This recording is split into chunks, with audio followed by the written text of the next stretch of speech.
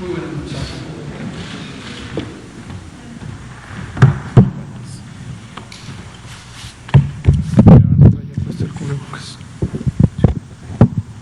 Muy buenas noches. Son las 19 horas en punto del martes 29 de septiembre de 2020. Estamos en el Palacio Nacional de México, en la Ciudad de México, y vamos a iniciar la conferencia de prensa diaria sobre COVID-19, la pandemia causada por el coronavirus SARS-CoV-2.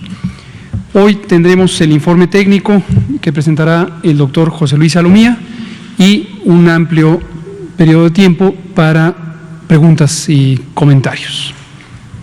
Le pido al doctor Salomía si es tan amable de presentar. Con su permiso, señor secretario. Muy buenas tardes con todas, con todos y con todas las personas, lógicamente, que nos sintonizan esta noche en la conferencia vespertina número 212, en el día número también 122 de esta nueva normalidad.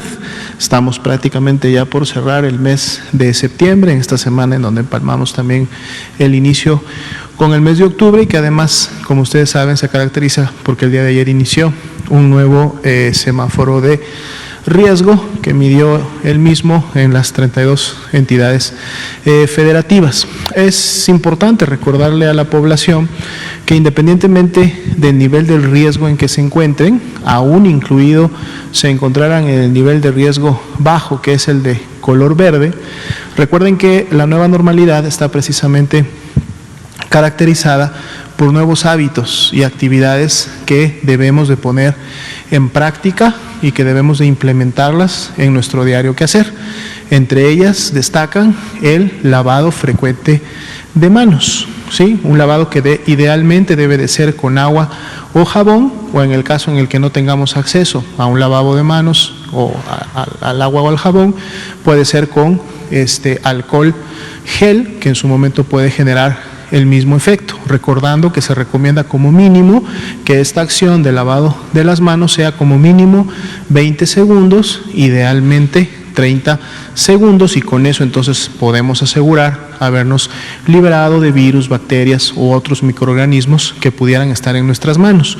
Y esto no porque las manos sean un mecanismo por el cual el virus de COVID-19 ingrese a nuestro organismo, sino porque nuestras manos, si contienen el virus y estas las llevamos a nuestras vías respiratorias, sea boca, sea nariz, sea ojos, entonces podríamos generar un contagio. Por eso la importancia de tener siempre las manos lo más limpias posible. De la misma manera, otra recomendación importante es siempre que vayamos a toser o estornudar, sea porque estemos enfermos, en cuyo caso la indicación es utilizar un cubreboca para evitar expandir o esparcir los virus en un momento determinado. Pero si lo vamos a hacer porque no necesariamente estamos enfermos, sino que el toser o estornudar puede ser una acción que cualquier persona durante un día sin necesidad de estar enferma puede llevar a cabo, hay que hacerlo siempre en el ángulo interno del codo, o si tenemos acceso a un pañuelo preferentemente desechable, entonces utilizarlo. No olvidemos la sana distancia, al menos 1.5 metros, idealmente 2 metros, que debemos de guardar siempre en relación a otras personas, y lógicamente la sana distancia incluye no saludar de beso, ni de mano, ni de abrazo, dado que tenemos que mantener esta sana distancia.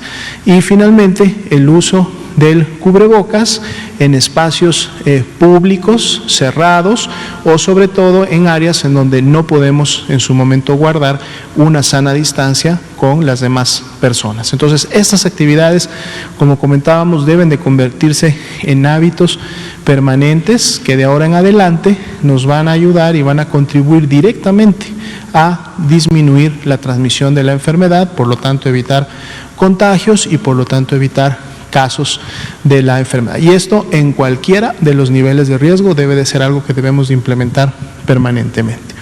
Vamos a revisar entonces ahora la actualización del escenario nacional.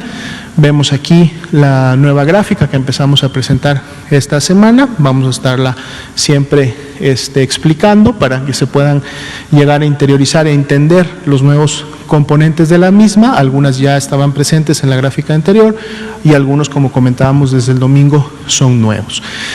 Empezamos con el total, que ahora le denominamos personas notificadas. Si recuerdan, en las gráficas anteriores hablábamos de personas estudiadas. Y hablábamos de personas estudiadas precisamente porque dentro del protocolo de estudio estábamos incluyendo la toma de una muestra de laboratorio para poder identificar el virus SARS-CoV-2. Dado que ahora en la cantidad total de estas barras estamos incluyendo también al grupo de personas sospechosas sin muestra, es decir, aquellas que por efectos de lineamiento, dado que son ambulatorias, no necesariamente fueron muestreadas, no se tomó un hisopo faringio nasofaringio, entonces ahora le decimos al grupo total personas notificadas, porque son todas aquellas que sí cumplieron con la definición operacional de caso, es decir, tenían signos y síntomas compatibles con COVID-19, por eso la unidad médica donde demandaron atención las clasificó como casos sospechosos y las notificó en el sistema oficial, en el SISBER, el Sistema de Vigilancia Epidemiológica de la Enfermedad Viral. Por eso tenemos 1.935.334 personas notificadas en este sistema y que corresponden entonces ahora a ese nuevo total, ¿no?, de personas que están en el sistema. De este grupo grande se desprenden prácticamente estos 5 subgrupos que están representados en 5 colores a la vez en estas gráficas. Los que ya conocíamos, las personas que son negativas, que dieron negativo al virus SARS-CoV-2, ahora las tenemos identificadas en las barras de color verde. Y para el corte del día de hoy, pues suman 881.622. Otro grupo que ya teníamos también en la gráfica anterior son precisamente las personas que han dado ya positivo, un resultado positivo a SARS-CoV-2 y son los casos confirmados acumulados hasta el momento de COVID-19, que son las 738.163 personas para el día de hoy. Y entonces vienen estos otros 3 grupos, el color gris, el color negro y el color azul. En el caso del color gris, todas estas personas son precisamente las que no tienen una muestra del laboratorio, pero el hecho de haber sido clasificadas como casos sospechosos y por lo tanto tener toda su información en el sistema, contribuye a las estimaciones y contribuye en su momento a poder conocer el perfil de la enfermedad, y son estas 186.183 que también las vemos ahí distribuidas en todas las semanas epidemiológicas. Y luego tenemos entonces ahora sí los casos sospechosos, es decir, aquellos que no tienen un resultado o negativo o positivo, por eso tienen esa clasificación de sospechosos, es decir, estas personas sí tienen reportada en el sistema la toma de una muestra, pero por lo mismo a su vez las subclasificamos en 2 grupos. Aquellas personas que tienen una muestra son sospechosas, pero que ya no tendremos la posibilidad de obtener un resultado por los diferentes motivos que comentábamos el domingo. El principal de ellos porque la muestra fue tomada en una unidad de salud, pero no llegó finalmente a un laboratorio. O si llegó a un laboratorio, la muestra no cumplía con las características que el INDRE normó para todo el país en relación a cómo debe de venir una muestra, en relación a su empaquetado, en relación a su temperatura, en relación al medio de transporte ideal que debe de traer, en relación inclusive a los días de tránsito que esta muestra debe de tener como máximo para que el proceso pueda ser válido. Entonces, todas estas muestras que no cumplieron con estas características, los laboratorios estatales, regionales o de apoyo a la vigilancia epidemiológica las terminan rechazando y por lo tanto, a pesar de que se tomaron, también pasan a ser parte del grupo en donde ya no tendremos un resultado. Y entonces finalmente tenemos los sospechosos que tienen una muestra, pero que sí tienen posibilidad de resultado. ¿Por qué? Porque es una muestra que sí cumplió con todas estas características, por lo tanto entró a un laboratorio estatal, y de este grupo de 35.563 sí estamos esperando un resultado que pueda ser negativo, positivo, para seguir en su momento integrando las barras de color verde o café claro. Y lógicamente también dentro del grupo de casos confirmados, dentro de este grupo de color marrón claro, 738.163, tenemos también el grupo de las personas que lamentablemente han perdido la vida a consecuencia de COVID-19, que para el corte del día de hoy suman 77.163. Entonces, esas son las características de nuestro nuevo gráfico, y seguimos también representando en la curva de color naranja cómo se está comportando el porcentaje de positividad nacional para cada una de las semanas epidemiológicas. Si recuerdan ustedes el dato del día de ayer, hoy tenemos el incremento de un punto porcentual. Habíamos estado en 39% casi toda la semana pasada y los primeros días de esta, y el día de hoy se incrementa un punto porcentual, siendo de 40% para la semana 38, lo cual entonces prácticamente nivela este porcentaje de positividad al menos a la semana o a las 2 semanas previas. Como hemos comentado siempre, también este es un indicador de cuál puede ser la circulación que esté ocurriendo en la comunidad. Vamos a preparar este porcentaje para presentárselos también por entidades federativas. Este es un indicador que forma parte precisamente del semáforo de riesgo COVID. El semáforo de riesgo COVID, el porcentaje de positividad estatal también otorga a la entidad federativa, de acuerdo a los rangos predefinidos, un nivel que le da o el color rojo, o el naranja, o el amarillo, o el verde. Entonces vamos a estar también presentando, monitoreando en las entidades federativas. Esto se hace de manera diaria, cotidiana, para efectos de la vigilancia y de los productos, pero vamos a estarles presentando también en las noches cómo está evolucionando este porcentaje de positividad en las entidades. Y ustedes van a ver que hay entidades que inclusive están por encima del 40% y hay entidades que están por debajo del 40%, y eso precisamente también les confiere un valor directo de su riesgo epidémico. Veamos la siguiente diapositiva, donde ahora entonces tenemos los casos estimados.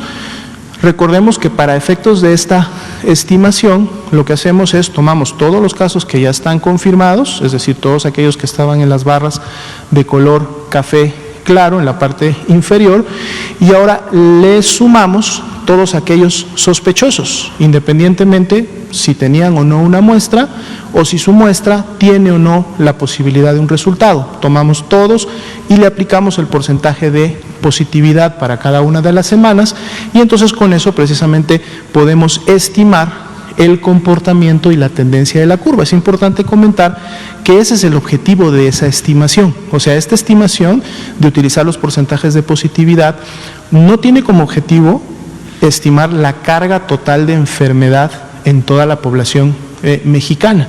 Esto se ha comentado en varias conferencias, inclusive el doctor López-Gatell. Esto puede inclusive rebasar a nivel comunitario y en el total de la población millones de casos. Aquí lo que estamos haciendo es utilizando una estimación basada en el porcentaje de positividad para que cuando veamos el comportamiento de la curva y cuál es la tendencia que se está teniendo, nos acerquemos un poco más en relación a todas esas personas que no tienen una muestra o que su muestra está todavía pendiente de emitir un resultado. Por lo tanto, cuando vemos una tendencia descendente, cuando vemos una tendencia en su momento en meseta o vemos una curva que empieza nuevamente a incrementarse, podamos realmente estar más cerca del comportamiento a nivel poblacional. Para el día de hoy, nuestra curva epidémica de casos estimados continúa todavía mostrando un descenso en las últimas 2 semanas y complementando una tendencia descendente que para esta semana, cuando termine, serían 9 semanas consecutivas. Para las últimas 2 continúa siendo aún de un menos 7% para el día de hoy. Otro dato que siempre revisamos es precisamente la tendencia también de la ocurrencia de defunciones, que para el día de hoy el corte, entre las 37 y 38, continúa siendo de un menos 43%, y sabemos que estos dos porcentajes, tanto de los casos estimados como de las defunciones estimadas, se va acomodando día con día en la medida como va avanzando la semana y cómo se va dando el comportamiento.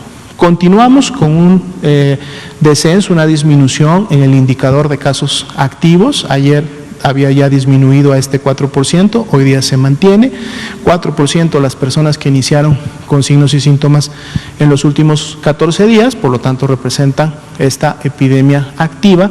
Y aquí también estamos estimando, es decir, estamos agregando también todos estos casos sospechosos con o sin muestra por la multiplicación del porcentaje de positividad para siempre acercarnos lo más posible a la realidad nacional. Y veamos finalmente la ocupación hospitalaria.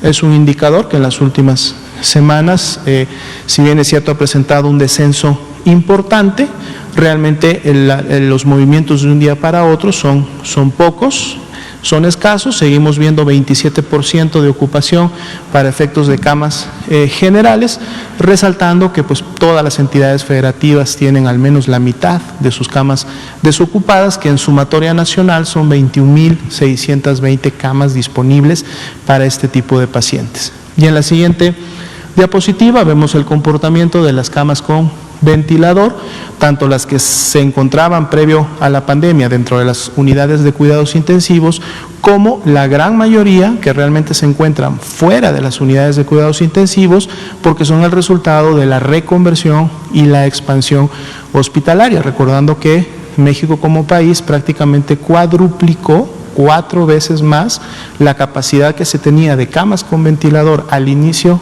de la epidemia en México a las que ya se tiene en este momento disponibles, y por eso tenemos este 24% solamente ocupadas, y por lo tanto la gran mayoría, más de la mitad y casi la mitad de las entidades federativas con 80% o más de disponibilidad en este tipo de camas, lo cual también lógicamente es congruente con la disminución de casos que hemos visto en las últimas semanas. Vamos a seguir monitoreando la epidemia, veremos mañana cómo se actualizan los datos. Sería lo para esta noche. Gracias.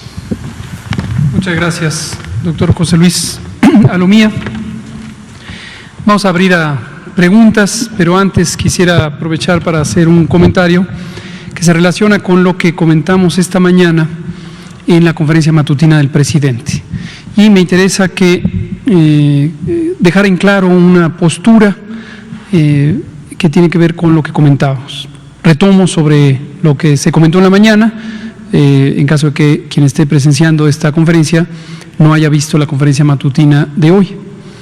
El señor presidente López Obrador comentó sobre el proyecto ya en avanzado desarrollo que tenemos en el Gobierno de México para expandir la capacidad de profesionales de la salud en el Sistema Nacional de Salud.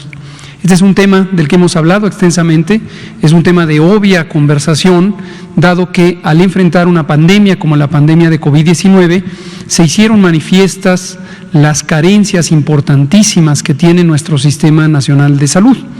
Estas carencias han sido documentadas no solamente a propósito de la epidemia de COVID, y no solamente durante la epidemia de COVID-19, y no solamente durante la presente administración, que empezó el 1 de diciembre de 2018, sino desde hace varios años.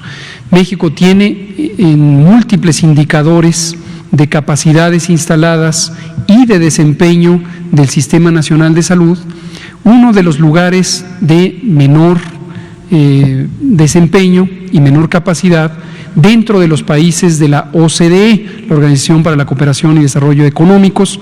Tomando como referencia este conjunto, no necesariamente es la única lista de países a la que corresponde tomar como referente. Uno podría tomar el conjunto de las naciones, por ejemplo, los que son estados miembros de la Organización de Naciones Unidas, y también encontraría que para niveles semejantes de desarrollo, o niveles de actividad económica o capacidad económica, México está comparativamente en desventaja con otros países de condición económica semejante. Ese es el contexto de la conversación. A propósito de ello, y aprovechando que hoy es martes y el martes tenemos presentaciones sobre salud, comentábamos sobre la imperiosa necesidad de aumentar capacidades humanas, de aumentar el número de profesionales de la salud, lo cual de origen ya era un problema porque no tenemos suficientes profesionales de la salud, ni en términos de profesionales que se dedican a actividad general, vamos a pensar las médicas generales o los enfermeros generales, sino también especialistas. Por poner un dato muy concreto que esta mañana conversábamos, hay 36 cirujanos, pediatras, oncólogos en el país. 36. Un dato, es un dato suelto, desde luego, pero esta mañana teníamos una conversación antes de iniciar la presentación.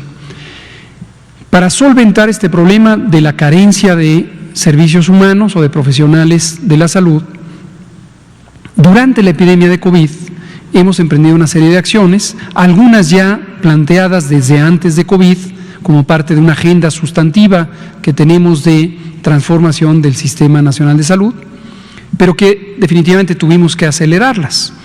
Unas de ellas tienen que ver con la contratación de personal. Justamente una pregunta al respecto fue lo que propició esta conversación en la mañana, y contratamos casi 50,000 profesionales de la salud, no solamente médicas y enfermeros, sino en general de varios campos de actividad. Y en el mediano plazo tenemos otro proyecto, le llamo proyecto porque ha sido delineado, pero ya está en todas sus fases de desarrollo, en el que vamos a tener una duplicación de los espacios de formación de médicas y médicos especialistas. Para referencia general a las personas que no están familiarizadas con el mundo del desarrollo del personal médico, la medicina generalmente se estudia en México en las universidades por un periodo de 6 años. Algunas pocas instituciones de educación superior tienen programas de 7 años. Casi ninguna tiene menos de 6 años. Y con eso se gradúa una persona como médica o médico general. Pero después puede hacer una especialidad médica, hay varias especialidades médicas, más de 30 o 40, y estas especialidades se cursan en hospitales porque es un entrenamiento práctico, además de un entrenamiento teórico, y la mayoría de las especialidades duran 4 años, las especialidades generales, cirugía general, medicina interna, ginecología y pediatría, anestesiología, y otras pueden ser de menor duración y son o superespecialidades, es decir, cursos posteriores. Entonces dura en entrenamiento, además de los 6 años iniciales, otros 4 años para una especialidad, y después subespecialidades o superespecialidades duran otros 2 o 3 años adicionales. Se puede ver que el esfuerzo que hay que tener institucionalmente hablando para formar estos recursos es un esfuerzo de mediano y largo plazo. En México, desde hace muchos años, desde hace décadas, existen espacios suficientes para formar, número grueso, 10,000 especialistas. Y estos 10,000 especialistas incluye todas las especialidades y todos los campos de la actividad profesional y todo el territorio nacional, el conjunto del país. Y es claro que es muy poco, porque se están produciendo muy pocos especialistas. Hay especialidades como la que acabo de ilustrar, otras como la psiquiatría, en donde existe también números muy reducidos de profesionales de la salud. El proyecto de nación en el que participamos en este gobierno considera que es indispensable formar más profesionales para cubrir las necesidades de la población que tiene importantes carencias de acceso a los servicios de salud. ¿Por qué formar más especialidades y médicas y médicos generales? Porque la cobertura de servicios de salud, es decir, la capacidad instalada para proporcionar servicios de salud, no corresponde con lo que se necesita, no de ahorita, sino de hace muchos años, al menos 3 a 4 décadas. Bueno, esta era la conversación de la mañana. Lo que el presidente comentó es algo que nos ha resultado un tanto sorprendente, que cuando anunciamos este proyecto, un conjunto de profesionales, yo diría sumamente destacadas y destacados, en sus distintos campos de conocimiento, no todos en el campo de la salud, le mandaron una carta al secretario de Salud, nuestro secretario, el doctor Jorge Alcocer Varela, comentando la opinión de que no debería emprenderse este proyecto porque es un proyecto que podría ser riesgoso, que no hay suficientes espacios para la formación de los especialistas en los hospitales, que resultaría inconveniente, etc., etc. Entonces el presidente preguntaba, le ha resultado sorprendente esta opinión, cuáles eran las razones. Y me pidió que yo comentara y lo comenté. Ahora, explico todo esto para entrar en la aclaración que quiero hacer. Hice referencia a pronunciamientos o discursos del doctor Guillermo Soberón Acevedo. Y el doctor Guillermo Soberón Acevedo, consideramos, muchos de los que hoy trabajamos en la Secretaría de Salud, ha sido un gran maestro, ha sido un gran líder de la salud pública gubernamental en México. Tengo el privilegio de conocerlo personalmente, porque además también tengo el privilegio de haberme formado o haber trabajado en instituciones que él dirigió. Él fue, desde luego, un el rector número 27 de la Universidad Nacional Autónoma de México, por 2 periodos consecutivos a partir de 1973. Fue el fundador del Departamento de Bioquímica del Instituto Nacional de Ciencias Médicas y Nutrición, Salvador Subirán, y un colaborador muy estrecho del maestro Subirán, otro gran maestro. Fue ya dije, el secretario de Salud. Él fue secretario de Salud en el periodo 82-88 con el presidente Miguel de la Madrid. Él fue el creador del Instituto Nacional de Salud Pública, en el cual tengo el privilegio de haber trabajado y que ha sido una de las contribuciones, considero, muy importantes a la salud pública en México. Se le atribuye haber sido el líder que garantizó que en la Constitución de los Estados Unidos mexicanos se reformara el artículo 4 para establecer el derecho a la protección de la salud como un derecho fundamental. Antes no se consagraba como un derecho. Por supuesto, fue creador del Centro Cultural Universitario, de una reforma universitaria muy importante. En fin, considero que en legítimo reconocimiento el maestro Soberón debe siempre ser considerado como un muy talentoso y muy prolífico transformador de la salud y que aportó a la garantía del derecho constitucional a la salud que él mismo logró que se consagrara. También él fue el que delineó las bases para la descentralización del sistema de salud mexicano y muchas otras características. ¿Por qué lo digo y por qué quiero enfatizar?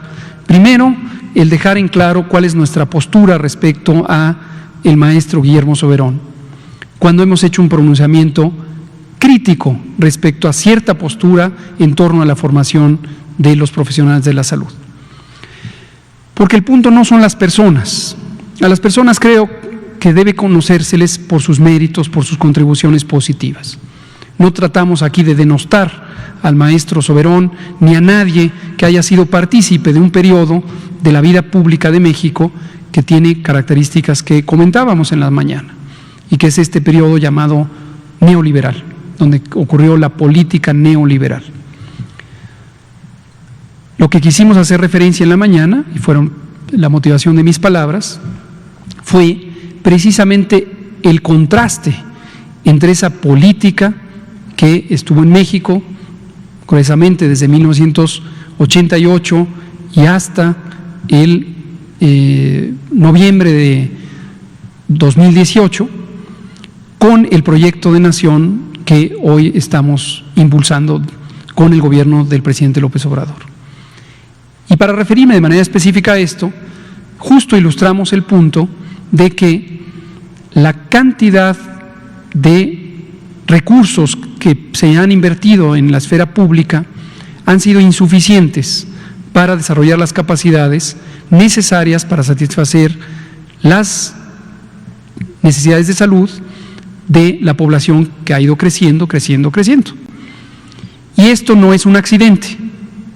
Y ojo, no pretendemos culpar al doctor Guillermo Soberón Acevedo de esto. Lo que estamos diciendo es que a partir de los años 80, concretamente 1988, empezó un acelerado proceso de transformación de la vida pública en México, cuyo signo fundamental, entre muchos otros, ha sido la reducción de lo público, de las instituciones públicas, del quehacer público, de la inversión pública, para estimular la inversión privada. Y hoy tenemos una perspectiva que es diametralmente opuesta. Consideramos que es indispensable garantizar una inversión pública apropiada, pero además consideramos que hay evidencia suficiente del fracaso del proyecto o del modelo neoliberal en México y en muchas otras naciones, fracaso en satisfacer las necesidades de las poblaciones y fracaso también en reducir la inequidad o la injusticia distributiva, la desigualdad social y económica. Y la evidencia es muy clara que durante el periodo neoliberal se concentró la riqueza en menor cantidad de personas, proliferaron iniciativas privadas que sustituyeron las capacidades de los gobiernos de proveer una serie de servicios de salud, culturales, educativos, etcétera, etcétera, etcétera. Y ese es el punto. El punto es un debate de ideas, un debate de proyectos. Ese es el punto. No es un señalamiento a las personas. Me sentí obligado a decir esto para que no haya confusión, y sé que a veces en las reverberancias que tiene en los medios de comunicación, lo que aquí se dice suele personalizarse y suele atizarse una suerte de confrontación entre personas. No es entre personas, que quede muy claro la apreciación que tenemos por el doctor Guillermo Soberón Acevedo, la obra que ha desarrollado a lo largo de su muy prolífica vida profesional, pero nuestra perspectiva respecto a cómo es más conveniente desarrollar al país cuando se piensa de esta manera o de la manera que nosotros pensamos en este momento, que es más favorable para garantizar un sistema de salud público, gratuito, de cobertura universal y desde luego con calidad. Muy bien, vamos a abrir a preguntas. Liliana Noble, Pulso Saludable, Natalia Vitela, Rivelino, por favor. Gracias. Buenas noches. Liliana Noble de Pulso Saludable. Tengo dos preguntas, una para usted, doctor López-Gatell, y otra para el doctor Alomía. Fíjese, doctor Gatell, que se puso en contacto conmigo un nutrido grupo de trabajadores del sector salud de Hidalgo, y ellos me dicen que les están negando el pago de los estímulos de asistencia perfecta, que son estímulos que representan 41 días de salario del trabajador, que son aproximadamente 8,700 pesos.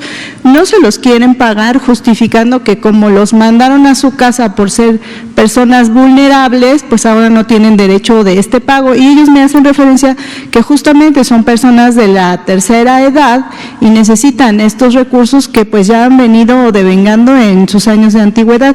Ellos quieren saber si esto es legal, y de no ser así, ¿a quién podrían acudir para que esto no sea un problema más adelante y se concrete y dejen de recibir estos recursos?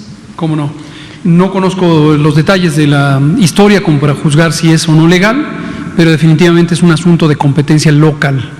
Las personas trabajadoras de la Secretaría de Salud de Hidalgo están contratadas por la Secretaría de Salud de Hidalgo y corresponde al gobierno de Hidalgo resolver respecto a los asuntos laborales Gracias. Y mi segunda pregunta es para usted, doctor Alomía.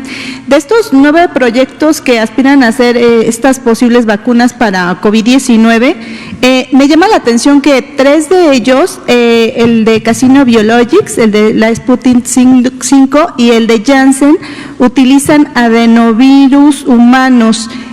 ¿Qué es un adenovirus humanos? Y hay 2 cambios, uno de ellos utiliza del número 6 y dice ADN número 5. ¿Nos podría explicar? Me llama la atención que son como los más representativos de este grupo de 9 proyectos que ya están en la fase 3. Gracias. Claro, con mucho gusto, y de seguro es una pregunta que podrá complementar el doctor López-Gatell, que es un especialista también en la materia, pero de manera general lo que podemos comentar es que precisamente cuando se desarrolla una nueva vacuna, o en este caso inclusive algunas de las vacunas ya existentes, se utilizan o pueden utilizarse diferentes mecanismos para asegurar que en este caso los virus o las partículas virales que en su momento se pretende generen una reacción inmunológica en el cuerpo de una persona puedan ser introducidas al cuerpo de esta persona a través de otros elementos similares, es decir, utilizar canales, algunos se pueden llamar también como vectores o medios de transporte que en su momento pueden facilitar que esa partícula viral, que en este caso de SARS-CoV-2, que queremos introducir en el organismo para que genere una respuesta inmunológica, lo pueda hacer de una mejor manera y entonces el efecto pueda llevarse a cabo. Entonces estas diferencias que a veces se hablan tienen que ver precisamente con los diferentes desarrollos de vacuna y por lo tanto el tipo de mecanismo que están utilizando. Y dependiendo de esto también puede haber mejores logros en la eficacia, en la seguridad, en la respuesta correspondiente y por eso la importancia siempre de llevar a cabo los ensayos y conocer el resultado de estos, ¿no? Efectivamente, coincido con lo que ha explicado con claridad el doctor Alomía. Los adenovirus son un grupo de virus que generalmente causan infección respiratoria, más común que sea una infección respiratoria aguda leve, excepto en los extremos de la vida, los niños muy pequeños o las personas adultas mayores, pero como ya comenta el doctor Alomía, cuando se utilizan estos adenovirus o cualquier otro virus en el desarrollo de una vacuna, se trata de virus inactivados. Y los virus se inactivan por distintos mecanismos. Hoy es más convencional hacerlos por mecanismos de ingeniería genética. Se le quita al virus literalmente el gen que produce la capacidad infectante o la capacidad virulenta, la capacidad de producir enfermedad. Es un virus al que se le hace manipulación genética y después se usan como transportadores de, en este caso, el virus SARS-CoV-2. Por ejemplo, la vacuna de AstraZeneca tiene este principio tecnológico y se utiliza un virus que es incapaz de producir infección en los humanos. Y a este adenovirus incapaz de producir infección en los humanos porque ha sido alterado genéticamente, se le inserta los genes que producen ciertas proteínas, la proteína S concretamente, del coronavirus SARS-CoV-2. Entonces, esta es la manera moderna, vamos a decir, o es una manera moderna de fabricar vacunas. Hay múltiples vacunas que desde al menos los años 80 se hacen por ingeniería genética, aunque todavía hay otras que se siguen haciendo por mecanismos químicos de neutralización o inhibición, atenuación de los virus que se utilizan en las vacunas. Pero lo que también debe quedar muy claro, es lo que quiero hacer énfasis, es lo que dijo el doctor Alomía, en todos los casos, las vacunas de todos los productos farmacéuticos que pueden existir son las que tienen los estándares más rigurosos de evaluación, de seguridad, además de la evaluación de calidad y eficacia, los más rigurosos. La razón fundamental es que a diferencia de la mayoría de los productos farmacéuticos, se utilizan en poblaciones sanas, poblaciones saludables, a veces incluyendo niños o mujeres embarazadas que se consideran en general subpoblaciones o componentes de la población que pueden ser más vulnerables, por ejemplo, biológicamente. Y ninguna vacuna en ninguna parte del mundo debe ser autorizada si no existe la evidencia científica de su calidad, su seguridad y su eficacia. Y podemos decir que de las vacunas que utilizan estos adenovirus y la mayoría de las que están ahorita en la fase 3 de investigación clínica, los ensayos clínicos controlados, mediante los resultados de los ensayos fase 1 y 2, hay una evidencia razonable que sugiere que son seguras y eficaces. De todos modos, durante la fase 3, también la prioridad número 1 es evaluar su seguridad.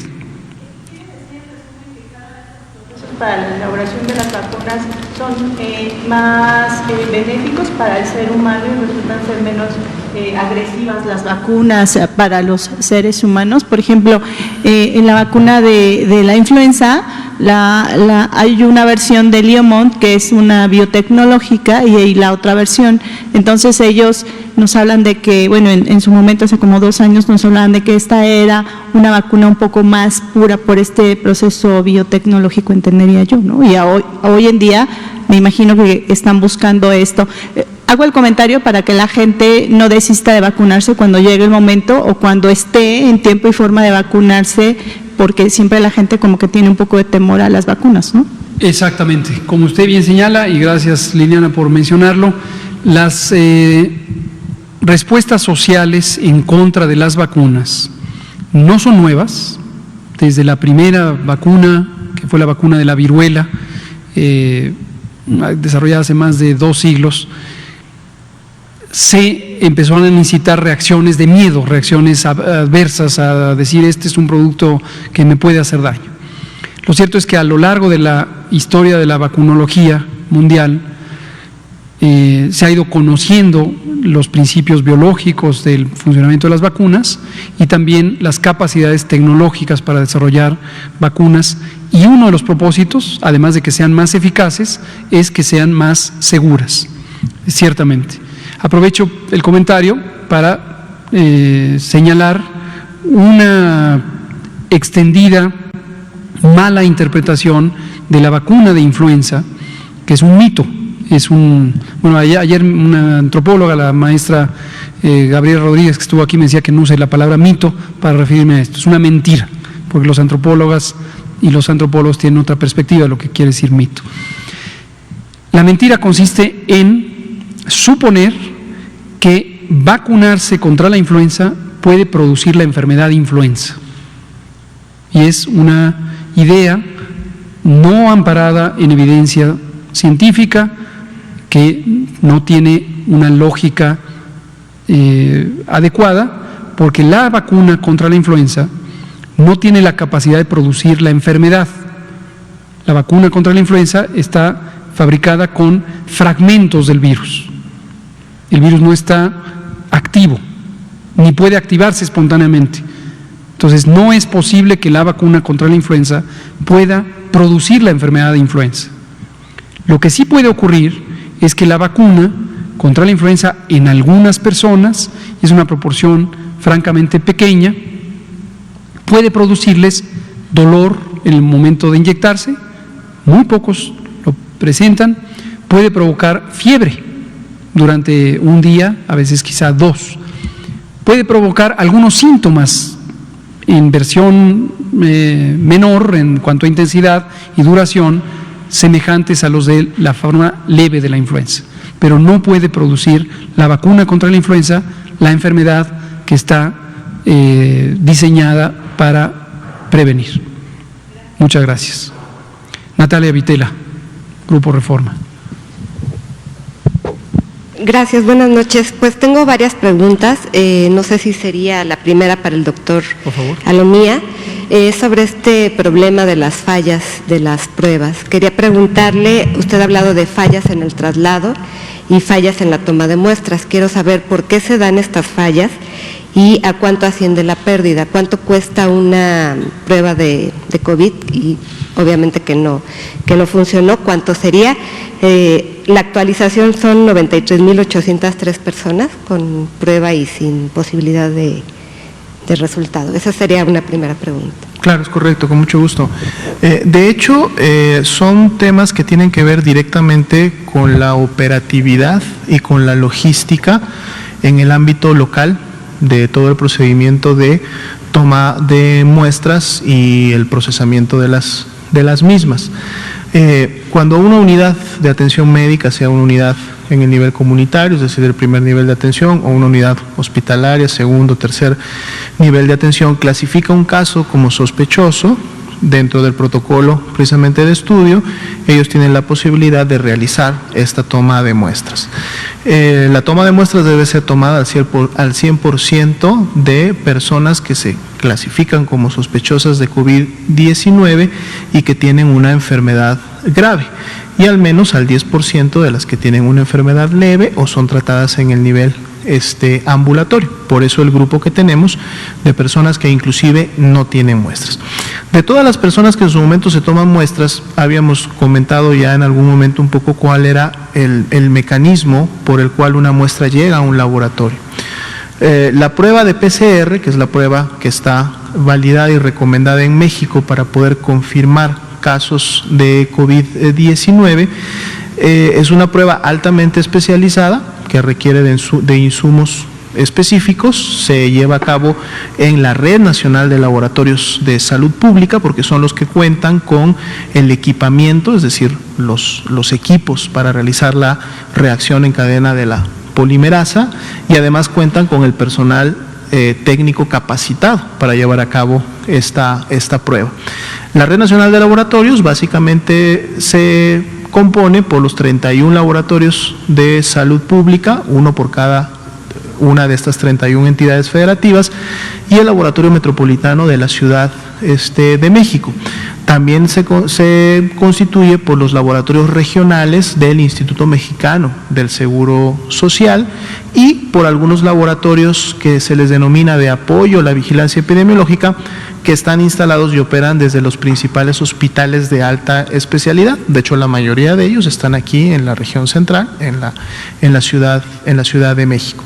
Entonces, cuando una muestra es tomada, es adquirida de un paciente por una unidad médica, viene entonces ahora el proceso inmediato siguiente, que es el de enviar esa muestra para que la misma llegue a alguno de estos laboratorios de la red nacional. En el mejor de los casos, esta unidad puede estar ubicada en la misma ciudad en donde se encuentra un laboratorio estatal o en donde se encuentra un laboratorio regional del IMSS o alguno de los laboratorios de apoyo. Si eso se da de esa manera, lo más seguro es que esa muestra pueda llegar no solo rápidamente, sino de manera más segura a través de un mecanismo de envío que implementa la misma Secretaría de Salud del Estado. Las jurisdicciones sanitarias, que son el nivel administrativo más cercano de las unidades de salud, centros de salud, hospitales, unidades médicas familiares, son las que organizan y coordinan todo este tipo de envíos. Si la unidad del hospital está en la misma ciudad que el laboratorio, a lo mejor y puede hacer un envío directo, y esto se hace a través de utilizar vehículos y mecanismos de las mismas jurisdicciones. Pero cuando el laboratorio está fuera de la ciudad o inclusive se encuentra a algunas horas de desplazamiento o de viaje de donde se tomó la muestra, habrá algunas jurisdicciones sanitarias que en coordinación con sus áreas estatales puedan inclusive enviar sus muestras y viajar las horas que sean necesarias en los mismos vehículos o con las mismas capacidades de la Secretaría de Salud, pero en otros casos y de manera inclusive sectorial se utilizan también a su vez, se contratan sistemas de paquetería o empresas que realizan estos envíos para que también puedan llevar esta muestra. Entonces, ¿qué pasa? Lo que puede suceder, y por eso digo que es un tema de logística que se da en ese interín entre una unidad y un laboratorio, es que por algún motivo la muestra no termine llegando al laboratorio. Y esto podría ser un problema con la paquetería, podría ser un problema con la logística de la recolección y el envío de la muestra correspondiente, o que se da en diferentes proporciones de este total mencionado, es que cuando la muestra llega a uno de estos laboratorios, el primer paso es llevar a cabo, realizar la revisión con la cual la muestra llega y por lo tanto si cumple con los requisitos para poder ingresar. Dado que a veces los periodos de traslado, como comentamos, pueden durar días o inclusive más de un día, horas o más de un día, perdón, esta muestra puede haber perdido, por ejemplo, el control de temperatura. Y en vez de llegar entre 4 y 8 grados, que es lo que debe de tener la muestra para asegurar que el virus todavía esté presente y por lo tanto se pueda amplificar y en su momento detectar, si cuando se mide la temperatura a la que llega la muestra es superior a los 8 grados, entonces la muestra inmediatamente se rechaza. Y esto pues va a depender lógicamente por las condiciones ambientales que hay en cada entidad federativa y que ante estas el sistema de paquetería o el sistema de envío haya tomado todas las previsiones para que esta muestra llegue en esa red de frío. ¿Qué pasa? A veces en el traslado, dado que la mayoría de esto se hace por vía terrestre, las muestras pueden también voltearse, pueden derramarse y por lo tanto el líquido que en su momento debe de contener la punta del hisopo, que es precisamente un líquido especial para poder mantener también lo más activos posible los virus, puede no llegar o haberse evaporado por las mismas condiciones ambientales o derramado. Esta es otra consecuencia y digamos que está también directamente ligada a los procesos del envío de la muestra. O que en su momento también esta muestra, al momento de ingresar al primer paso de la fase analítica, es decir, cuando inicia el proceso de análisis de la misma, la muestra por alguna razón no amplifique. Y cuando se habla de no amplificar, quiere decir que ni siquiera los controles que en su momento se buscan para ver si la muestra fue adecuada, lleven a cabo algún tipo de actividad. Lo que quiere decir cuando no amplifica es que muy probablemente el hisopo, cuando se tomó, no logró capturar células o en su momento virus directo de la garganta, entonces por lo tanto es una muestra que también se rechaza. Entonces es una mezcla y por lo tanto una suma de todas estas posibilidades que pueden ocurrirle a una muestra en la fase preanalítica o en la fase inicial analítica, que finalmente al laboratorio lo lleva o a rechazar la muestra y por lo tanto ya no puede entrar, o en su momento la muestra, como decíamos, ni siquiera llegó. Pero resaltamos finalmente que más allá de que la muestra haya o no ingresado a un laboratorio, toda la información y el hecho de ser casos sospechosos contribuyen a las estimaciones y contribuyen a la información. Y finalmente comentar que actualmente ya desde hace algunos meses, dado que se hizo una compra centralizada a nivel nacional para surtir a todos los laboratorios de la red, lo cual permitió entonces también disminuir de manera importante los costos. Aproximadamente una muestra incluye su medio de transporte viral, su hisopo y el procesamiento correspondiente, es decir, la prueba en sí, actualmente está alrededor de los 300 pesos. Inclusive en algunos casos son 260, 250 pesos. ¿Sería ese el costo o lo que se perdería más lo que el pago del traslado y no sé, o sea, ya entendí, me quedan claras las fallas por qué se dan, pero quisiera saber quién es el responsable, por qué una muestra no se tomó adecuadamente, por qué no está llegando en tiempo y forma a los laboratorios. No sé si esto tiene que ver dado estructuralmente, que son, claro, cuestiones también estatales, si podría explicarlo. Sí, de hecho es, parte de la logística y de lo que en su momento puede ocurrir como consecuencia de todo este proceso de enviar muestras. Es decir, siempre de alguna manera se estima que va a haber un porcentaje que lamentablemente va a terminar no siendo adecuado o no llegando a un laboratorio. Aquí lo importante es que las entidades federativas puedan identificar cuál o en qué grupo de todo lo que acabamos de comentar estarían la mayor cantidad de sus muestras que finalmente no llegan o son rechazadas por un laboratorio, para entonces poder enfocarse a mejorar el proceso correspondiente, ¿verdad? Pero felizmente, y como lo vemos en las gráficas, estas son pocas, son menos, pero siempre hay la posibilidad de que esto suceda, dado de que desde que la muestra es tomada hasta que llega a un laboratorio hay muchos procesos en medio y lógicamente estos pueden estar sujetos a alguna falla, ¿no? Gracias. Doctor Gatell, le quería preguntar, Precisar, ¿van a ser entonces 20,000 especialistas, 20,000 médicos en residencias médicas para este año, para el próximo año? ¿Y por qué en el pasado no se pudo y por qué esta crítica, esta carta de la que usted hablaba? ¿Cuál es el argumento de que no es posible formar 20,000 especialistas en lugar de 10,000? ¿Cómo no? Justo es lo que comentábamos en la mañana. Efectivamente, el proyecto empieza ya empezó a desarrollarse a lo largo de los meses recientes, aproximadamente empezamos en mayo. Este es un proyecto que está conduciendo el Instituto de Salud para el Bienestar y es una de las razones de existir del Instituto de Salud para el Bienestar, INSABI, que fue creado al inicio de este año. El proyecto lo conduce de manera directa el doctor Alejandro Esbarch Pérez, quien es el coordinador médico del INSABI, y participan muchas instituciones, incluida la Secretaría de Educación Pública, en especial Educación Superior. Participa la Subsecretaría de Educación Superior, el maestro doctor Luciano Concheiro, participa CONACYT, participa Relaciones Exteriores, la Secretaría de Relaciones Exteriores, la Agencia de Cooperación para el Desarrollo, AMEXIT, en fin, varias instituciones, y las distintas instituciones del sector salud, el IMSS, el ISSSTE, los servicios médicos de Pemex, etcétera, y la Secretaría de Salud, por supuesto. Y ya para la próxima generación, que el examen nacional de residencia será en el mes de noviembre, y la próxima generación ya incluye 10,000 lugares adicionales. Eran 10,000, ahora va a haber 20,000.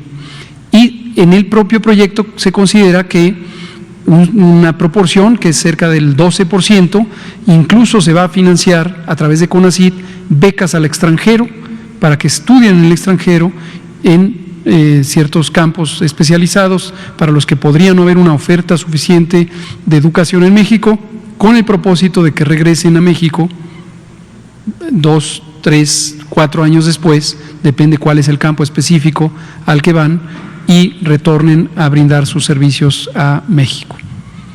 Entonces empezó ya el proyecto. ¿Sí hay los recursos actualmente? Sí, se han destinado los recursos para duplicar la cantidad de especialistas en México. Y justo ese es el contraste que decíamos en la mañana.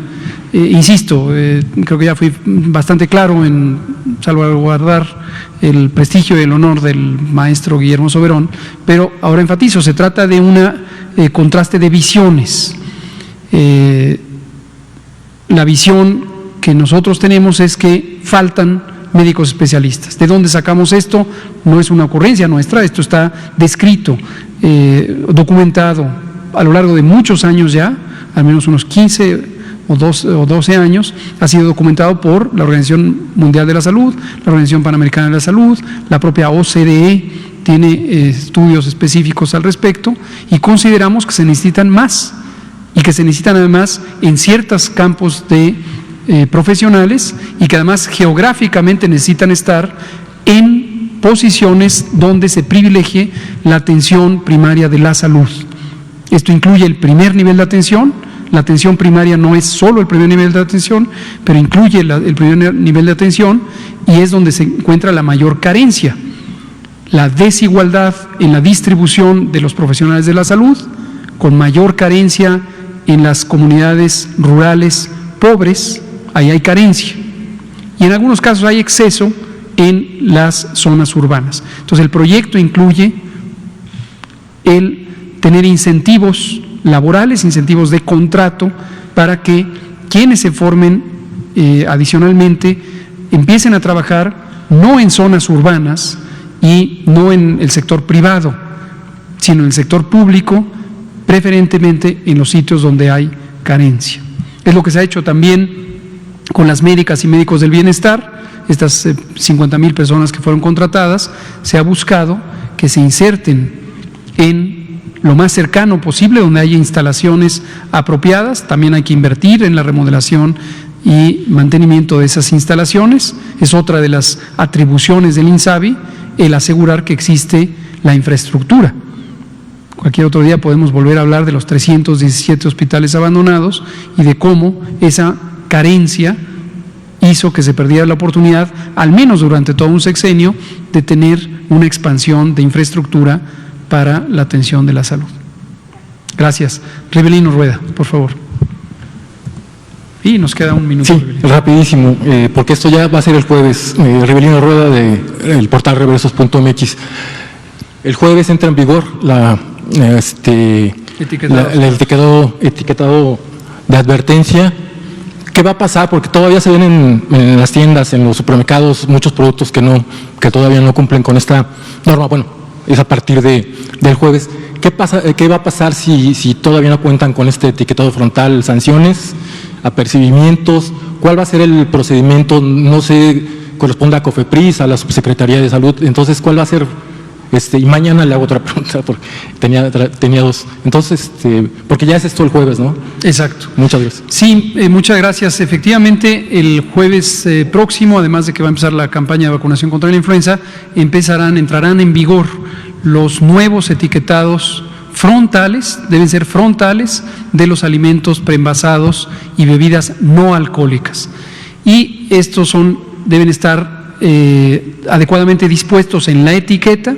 Hay un periodo de tolerancia que está contemplado en la propia norma para que estos sean sobre etiquetas, es decir, quizá hay productos que ya tienen su etiqueta comercial y se les puede poner encima una pegatina, una etiqueta, siempre que cumpla con las especificaciones técnicas contempladas en la norma oficial mexicana 051, que es una norma conjunta de la Secretaría de Economía y de la Secretaría de Salud. En caso de incumplir, están contempladas sanciones diversas que van desde el apercibimiento por escrito, hasta las multas o incluso las clausuras. ¿Quién se encarga de esto? Debe ser un esquema mixto. En algunas hay una competencia directa de COFEPRIS, efectivamente la norma, la tutela COFEPRIS, el Comité Consultivo de Normalización SSA número 1, que es el de COFEPRIS, de Fomento y Regulación Sanitaria, y también puede participar Profeco, la Procuraduría Federal del Consumidor, precisamente sectorizada a la Secretaría de Economía. Vamos a estar trabajando muy estrechamente la Secretaría de Economía y la Secretaría de Salud para asegurar que existan estos etiquetados. Pero quizá más importante es la auditoría social. Es muy importante que la sociedad esté pendiente de denunciar insuficiencias donde existan productos sin etiquetado o productos que estén escondidos en los anaqueles o volteados para que no se vea de manera clara los etiquetados de advertencia. Recordar que los etiquetados de advertencia tienen forma de un hexágono de color negro, perdón, un octágono de color negro, no es hexágono, es octágono, tiene 8 lados, es de color negro y pueden decir alto en grasas, alto en calorías, alto en azúcares, alto en grasas, y además pueden tener unos cintillos, unas líneas que diga contiene edulcorantes no recomendable en niños o contiene cafeína no recomendable en niños, y debe decir Secretaría de Salud. ¿Cuántos sellos debe haber? Depende de la composición química de los productos preenvasados, pero debe haber, y va a haber un número importante, significativo de productos que van a tener, y se van a sorprender las ciudadanas y ciudadanos de ver productos que consideraban saludables, que tengan etiqueta, y verán que no todo lo que parece saludable en realidad lo es. ¿La clausura nada más es a empresas? A establecimientos comerciales, pero hay todo un conjunto que la propia norma contempla respecto. Las denuncias pueden ser mixtas a Profeco o a COFEPRIS, y estamos afinando los elementos para poner a disposición pública, y lo vamos a estar anunciando periódicamente, donde se pueden hacer las denuncias con los caminos más convencionales y más accesibles, tanto en Profeco como en COFEPRIS. Muchas gracias por preguntarlo. Posiblemente, todavía no está definido, pero posiblemente vamos a hacer un comentario especial sobre los etiquetados y cómo funciona, y eso lo estamos preparando con la Secretaría de Economía. ¿Van? Para entenderlos, porque por ejemplo dice exceso en azúcar, y mi lógica me hace pensar que por ende es exceso en calorías. Casi siempre, pero no necesariamente. Pero si no es así, entonces, o sea, ¿cómo Sí. la idea es tomar una mejor decisión al momento de adquirirlos? Así es. En general, entre más sellos, menos saludable. Entre más sellos, menos saludable, porque precisamente los sellos ilustran un exceso de los 4 atributos, 3 sustancias y un atributo que están relacionados con una mala nutrición y en turno con la mitad de la mortalidad en México. La mitad. Muchas gracias. Son las 20:04. Nos vemos mañana.